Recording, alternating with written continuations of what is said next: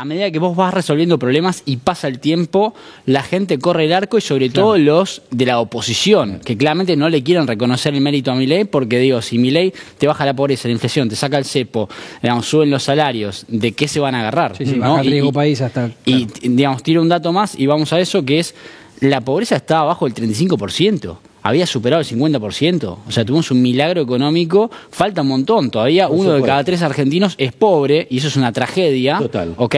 Pero ya la pobreza es más baja que durante el gobierno de Alberto, y está bajando y apunta a mínimos en 10 años, en el próximo año, año y medio, 2, ¿ok? Milei es más progresista que Alberto. Es mucho más progresista y, digamos, incluso la distribución del ingreso había mejorado, el último dato, o sea, bajó la pobreza, bajó la indigencia, mejoró un poquito la distribución del ingreso, suben los salarios, baja la inflación, sacan el cepo, tenés superávit gemelos como tuvo, digamos, Néstor Kirchner en su momento. Está desterrando ese mito de que dicen que es un modelo desigual, que es un modelo para pocos, para que pocos ganen mucho y muchos ganen poco. Viste que está esa crítica, ese dato de que no hay más desigualdad o que incluso menos. Exactamente, o sea, los datos de INDEC dan cuenta de eso. Y después cuando los datos dan bien, empiezan a relativizar al INDEC. Y las estadísticas oficiales dicen, no, pero yo en la calle. Bueno, entonces cerremos el INDEC, nos ahorramos un montón de, digamos, de dinero y te contratamos a vos. Y no, entonces, a lo que voy, basamos en percepción. Esto es técnico, sepamos que la oposición siempre va a estar corriendo el arco, incluso aunque la pobreza mañana sea 10% o menos. ¿Está bien la economía hoy? Está mucho mejor que cuando Milei básicamente asumió, eso hay que decirlo. Obviamente faltan un montón de cosas para mejorar, pero como diría el presidente, todo marcha acorde al plan, ¿no? O sea, literalmente está saliendo todo como se esperaba. Si vos prestás atención, digamos, cuando la gente señala problemas, el calibre de esos problemas es mucho menos grave que los problemas que señalábamos hace 18 meses. Bueno, era la inflación el principal problema de los argentinos, hoy aparece cuarto, quinto entre las preocupaciones, ya dejó de ser un problema. No era la inflación, era la hiperinflación. Claro, exacto. Okay. Estamos remarcando precios, digamos, con una cadencia diaria y hoy la inflación está en el 1,5%, la inflación de bienes, digamos, está incluso, digamos, más abajo. Este año va a cerrar con 30% de inflación y recordemos que hace 18 meses, un poquito menos, tuvimos un pico de 300, o sea, pasó de 300 a 30 la inflación.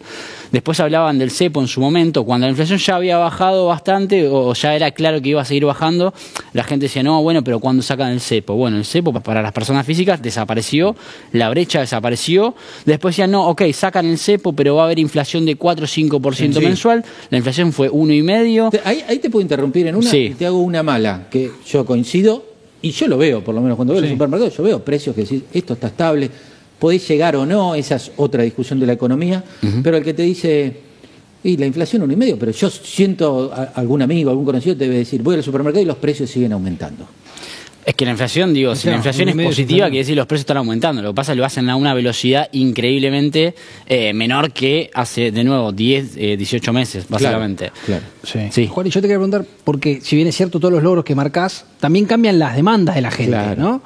Y, por ejemplo, ahora, vos crees ¿qué nuevas son las demandas que tiene este plan? Que ya corrigió un montón de cosas. Por ejemplo, el otro día se conoció el tema del aumento de unos puntitos de la desocupación. Pero por otro lado te dicen, bueno, pero es el momento en que más ocupación hay. Bueno, ¿cómo se leen esos números? ¿Crees que, por ejemplo, va a venir por el lado del tema de la desocupación la nueva bandera que demande la gente? Bueno, traes un punto muy importante que era básicamente lo que está subyacente a lo que estaba diciendo, es que a medida que vos vas resolviendo problemas y pasa el tiempo, la gente corre el arco y sobre todo los de la oposición, que claramente no le quieren reconocer el mérito a Milei porque, digo, si Milei te baja la pobreza, la inflación, te saca el cepo, digamos, suben los salarios, ¿de qué se van a agarrar? ¿no? Baja el riesgo país hasta... Y, digamos, tiro un dato más y vamos a eso, que es la pobreza está abajo del 35%. Había superado el 50%, o sea, tuvimos un milagro económico, falta un montón, todavía uno de cada 3 argentinos es pobre, y eso es una tragedia, ¿ok?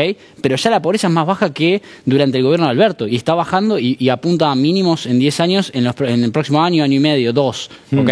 Milei es más progresista que Alberto. Es mucho más progresista y, digamos, incluso la distribución del ingreso había mejorado, el último dato, o sea, bajó la pobreza, bajó la indigencia, mejoró un poquito la distribución del ingreso, suben los salarios, baja la inflación, sacan el cepo, tenés superávit gemelos como tuvo, digamos, Néstor Kirchner en su momento. Está desterrando ese mito de que dicen que es un modelo desigual, que es un modelo para pocos, para que pocos ganen mucho y muchos ganen poco. Viste que está esa crítica, ese dato de que no hay más desigualdad o que incluso menos.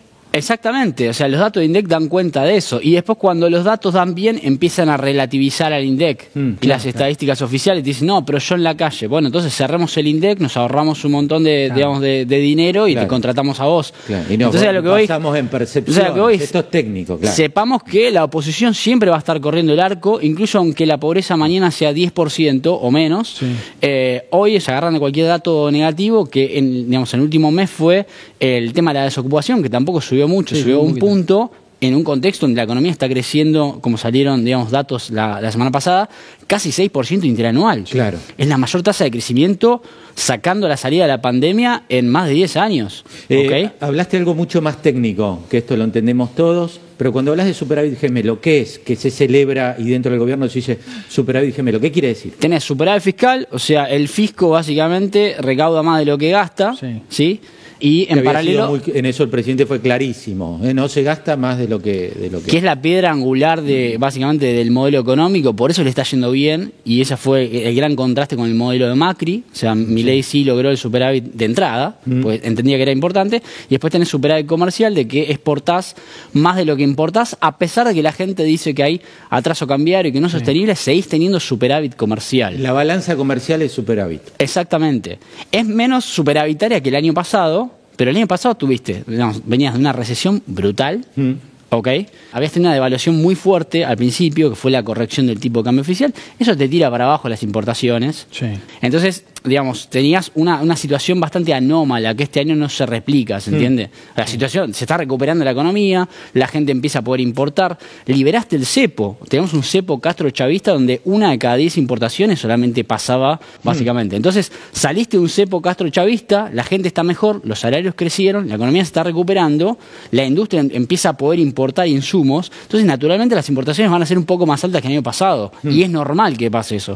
Ahí agarra alerta mucho. Dicen, bueno, liberaste importaciones y el título, incluso algunos medios, lo veía el fin de semana, que decían aumentaron la llegada de bultos, que son compras personales, no se refiere a este tipo de importaciones, creció significativamente en la Argentina, pero me abren importaciones, me funde la industria local. La primera reflexión que te hacen. ¿Puede ocurrir eso o no? Mirá, te cito el dato de la semana pasada, industria manufacturera creciendo 5% interanual. Sí. Ahora, también es cierto que hay algunos economistas, o econochantas, como dice el presidente, que dicen que el motor de la rueda de la economía todavía no está girando a la velocidad que debiera girar para que lo perciban más los argentinos en el bolsillo. Y después vos tenés esos economistas o econochantas que tienen esa versión, y pasa lo de esto de que no le cambiaron la calificación a Argentina, el perfil de deuda de Argentina, esto que la dejaron en stand-alone y no la pasaron. ¿Qué están viendo algunos que no es tan claro como por ahí lo que estás describiendo vos? Básicamente es lo que se llama confirmation bias o sesgo de confirmación. Es gente que tiene ganas de restarle mérito al modelo económico de Milei, básicamente, y se agarran de cualquier dato negativo, no importa la relevancia. ¿Se entiende? Quieren ver básicamente el vaso medio vacío, que está ahí la copa. Entonces siempre se va a agarrar de cualquier cosa, porque digo, en paralelo bajó el riesgo país, están 700 puntos, era más de 2.000 puntos. Entonces digo, la calificación crediticia del mercado de facto hoy es infinitamente mejor que la de los anteriores. Y después cuando agarrás las estimaciones económicas, digamos, de finales de 2023 o 2024, ninguno de esos predijo una situación de este tipo. O sea, crecimiento económico, baja la inflación. Incluso hace muy poquito, justo antes de que saquen el cepo, que estaban ahí, digamos, ya sacándolo, o apenas lo estaban sacando, decía, bueno, las consecuencias de los próximos meses, le pifiaron hace muy poquito, no solamente el año pasado o el anterior. Digamos, gente que le pifia sistemáticamente, y ahora, bueno, se agarran de nuevo, cuáles fueron los últimos datos malos, entre comillas. Esto de la calificación, ¿ok? De la categorización de deuda, y el dato de desempleo. Es lo único, digamos, entre comillas, que pueden decir. Exactamente. Y con respecto a lo del tipo de cambio, que es, o sea, la gente, supongamos que hoy estamos caros en dólares. Supongamos, digamos, compramos. Yo no adhiero a esa hipótesis, pero supongamos que tienen razón.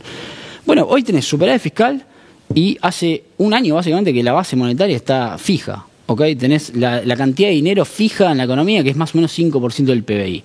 Digamos, en caso de que tengas un déficit comercial, ¿ok?